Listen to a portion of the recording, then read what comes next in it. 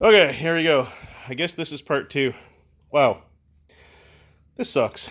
Anyways, you have 1, 2, 3, 4, 5, 6, 7, 8, 9 bolts to take out on the footwell. There's a bolt that connects the rear wheel well to the footwell. Another bolt at the front that connects right here. There is a bolt at the back of the footwell that connects back here. Up here, there's a body clip. There's a whole bunch of body clips that hold on the two inner, pieces of plastic. And then the biggest part that's a bit of a pain is trying to get these 3 clips to separate from the footwell. So it literally just clips together. And then you have the privilege of trying to get the plastic to lift over this piece of plastic while depressing the brake and pulling plastic over that. And once you get the whole footwell out, you can actually do the oil change and the gearbox. Wow, what fun. So now that I'm in here, let's take a look and see where things are. This bike was thoroughly cleaned ahead of time. So gearbox, we should have an oil fill and an oil empty. And I'm gonna double check this before I get started, but I believe that's the fill. And I believe the empty is down lower, like, I can't even see it right here. It's like, hang on, right in there, there's the drain. Don't quote me on that.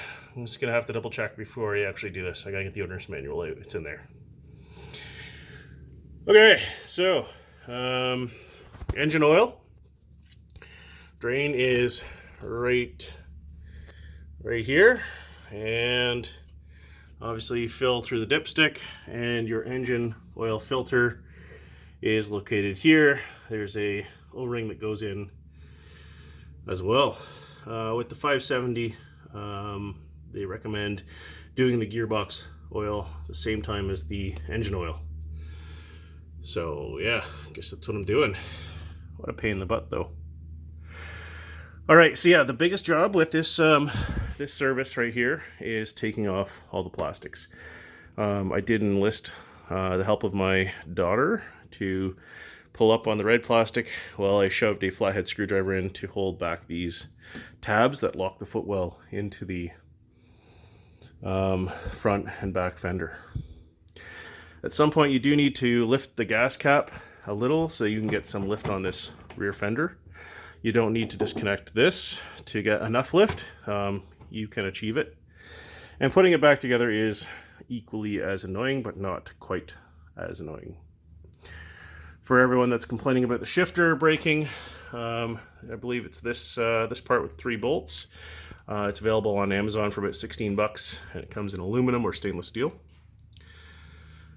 This would be a good time to do it. I'm not today. And obviously, check all your lines that come up underneath your handlebars for any dirt or disconnections from any of the breather tubes. So the gearbox breather tube is center of screen right there. And then I'll check the rear and the front diff breathers as well. Okay, it's a hot day. I'm huffing and puffing and sweating enough. I'm gonna get started on this. Unfortunately, I don't have a head mount for my camera, otherwise you'd be along for the ride, but it's definitely doable yourself. If I can do it, I'm pretty sure most people can.